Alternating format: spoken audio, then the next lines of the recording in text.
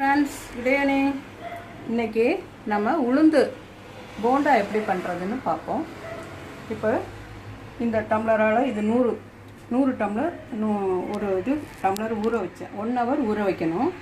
ஊற வச்சதுக்கப்புறம் அதை நல்லா அரைச்சி உப்பு போட்டு இதில் வச்சுருக்கேன். தண்ணி ஊற்றாமல் அரைக்கணுமா? ஆமாம், தண்ணி ஊற்றினா உருட்டுறதுக்கு வராது, போண்டா வராது. கொஞ்சம் லைட்டாக தண்ணி தெளித்து அந்த கன்சிஸ்டன்சி அரைக்கணும். அதுக்கப்புறம் இதில் மிளகு பொடி பண்ணி போடணும். இதை 1 ஸ்பூன் மிளகு இருக்கும். ஆமாம், 1 ஸ்பூன் மிளகு இருக்கும். காரம் தேவைப்பட்டால் இன்னும் கொஞ்சம் கூட போட்டுக்கலாம், இல்லாட்டி போனால் இது குறைச்சி போட்டுக்கலாம். அதனால எதுவும் இல்லை. மிளகு, அதில் தேங்காய் பல்லாக கீறி 2 கருவேப்பிலையும் அதோட சேர்த்து போட்டுக்கணும். போட்டு பிசைஞ்சு மறுபடியும் போண்டா போடணும்.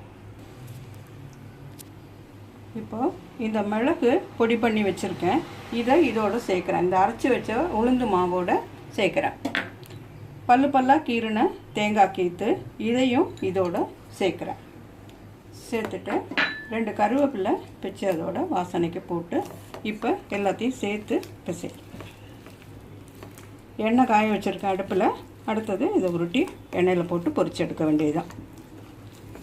சட்னியோடு சாப்பிட்றதுக்கு அருமையாக இருக்கும். வயசுக்கு வந்த பெண் குழந்தைங்களுக்கு செஞ்சு கொடுப்பாங்க. இந்த மாதிரி உளுந்தில் களி, உளுந்து வடை, உளுந்தில் போண்டா, இதெல்லாம் வயசுக்கு வந்த பெண்ணுங்க. பிரசவித்த தாய்மார்களுக்கும் இது கொடுக்கலாம். பிரசவித்த உடனே கொடுக்கக்கூடாது, எண்ணெய் செரிக்காது, கொஞ்ச நாள் கழிச்சு. அந்த இடுப்புக்கு வலு சேர்க்கும்னு சொல்லுவாங்க. இப்போ எல்லாத்தையும் பிசைஞ்சிட்டு சேர்த்து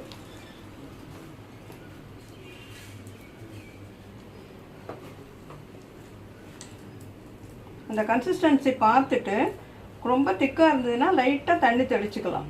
அதனால தப்பு ஒன்றும் இல்லை. தண்ணி ஆகிட்டால் தான் நம்மளால் ஒன்றும் பண்ண முடியாது.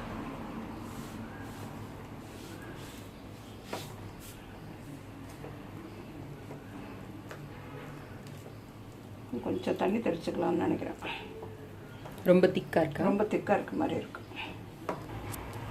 இப்போ ரொம்ப கெட்டியாக இருந்தது மாவுன்னு ஒரு ட்ராப் தண்ணி தெளித்து அந்த மாவை நல்லா கலந்துருக்கேன். இப்போ பக்கத்தில் ஒரு பாத்திரத்தில் தண்ணி வச்சுக்கிட்டு தண்ணியை கையில் நனைச்சிக்கிட்டு அதுக்கப்புறம் இந்த மாவை எடுத்திங்கன்னா இது கையில் ஒட்டாமல் இப்படி வரும். கையில் ஒட்டாது.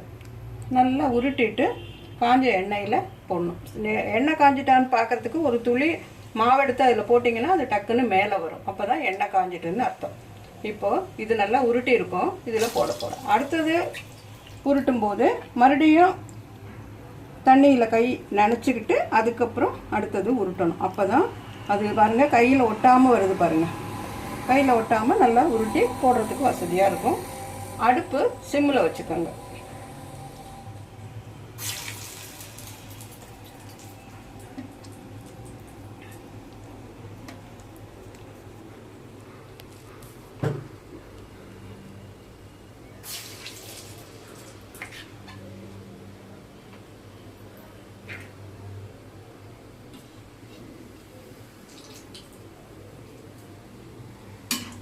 இது உடனே கொஞ்சம் நகர்த்தி விட்டுடுங்க, இல்லாட்டி போனால் ஒன்றோட ஒன்று எல்லாம் ஒட்டிக்கும்.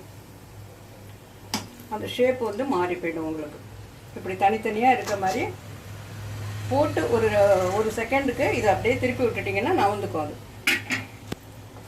இல்லாட்டி எல்லாம் ஒன்றா சேர்ந்துடும்.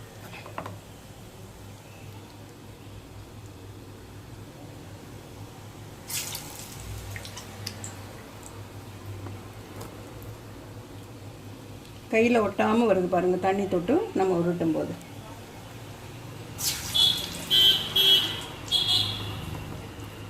இந்த 100 கிராம் உளுந்து இப்போ போட்டிருக்கோம்னா எத்தனை போண்டா வரும் அந்த சைஸ்க்கு? 8 அல்லது 10 வரும். ஒரு 2 பேர் இருக்கிற சின்ன குடும்பத்துக்கு மார்னிங் இல்லை ஈவினிங் டிஃபனுக்கு போதும். இதெல்லாம் நம்மளோட சத்து நிறைய இருக்கிற பாரம்பரியமான ரெசிபீஸில். ஆமாம், சட்னி இல்லை சாம்பார் தொட்டு சாப்பிடலாம். தேங்காய் சட்னி பெஸ்ட் காம்போ இல்லை அதுக்கு? ஆமாம்.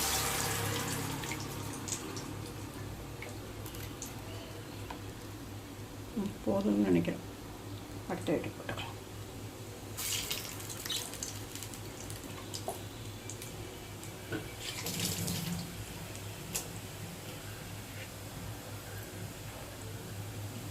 இப்போ கடைசியில் அடுத்தது போட்டதை நம்ம நகர்த்தி விட போகிறோம், இல்லாட்டி ஒட்டிக்கு வரலாம்.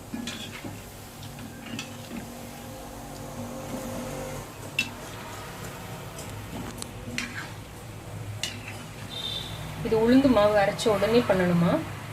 ஆமாம், சப்போஸ் உங்களுக்கு பண்ண நேரம் இல்லைன்னா கொஞ்சம் நேரம் ஃப்ரிட்ஜில் எடுத்து வச்சுருங்க.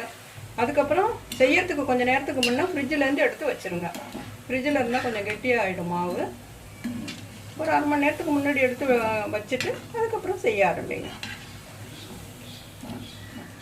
காலையில் கிரைண்டர் போடும்போது நம்ம அரைச்சி எடுத்துட்டா கூட சாயந்தரம் டிஃபனுக்கு பண்ணலாம், ஃப்ரிட்ஜில் வச்சுருந்து எடுத்து பண்ணலாம்.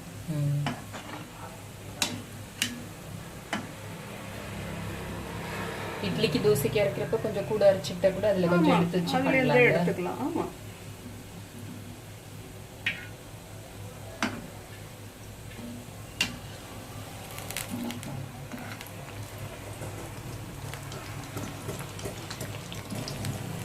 ரொம்ப சிம்பிளாக வீட்டில் இருக்கிற இன்க்ரீடியன்ஸ் வச்சே பண்ணுற மாதிரியான ஒரு ஸ்நாக்ல இது. ஆமாம் ஆமாம், உடம்புக்கும் நல்லது.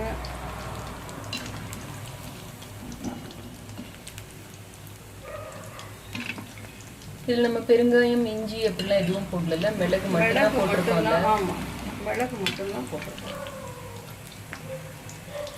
அது காமிக்கும் போது சொன்னோம். இப்போ இது கலர் நல்லா இருக்குது, இதை நம்ம எடுக்க போகிறோம்.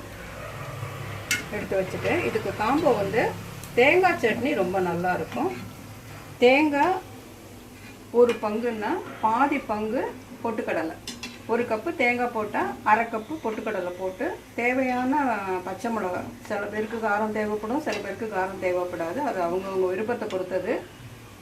போட்டு உப்பு புளி எல்லாம் போட்டு அரைச்சி தாளிச்சிக்க வேண்டியதான் தேங்காய் சட்னி. இது தொட்டு சாப்பிட்டா ரொம்ப நல்லாயிருக்கும். சாம்பாரும் தொட்டுக்கலாம், மத்தியானம் வச்ச சாம்பார் இருந்தால் அதுவும் தொட்டு சாப்பிடலாம். உளுந்து வாங்கும்போது நல்லா ஃப்ரெஷ்ஷாக, அந்த கலரை பார்த்தாலே தெரியும், கொஞ்சம் பழைய உளுந்தும் தெரியும் நமக்கு, ஃப்ரெஷ்ஷாக இருக்கிற உளுந்தும் தெரியும், இல்லை டேட்டு பார்த்தாலும் தெரியும். பாக்கெட்டில் பார்த்து வாங்கினீங்கன்னா அதை அரைக்கும் போது நல்லா பூத்து வந்து இந்த மாதிரி நல்லா போண்டா நல்லா உப்பி வரும். வடைக்கும் சரி போண்டாவுக்கும் சரி. இல்லாட்டி போனால் அந்த அளவுக்கு பூக்காது. இப்போது இதை எடுக்க போகிறோம்.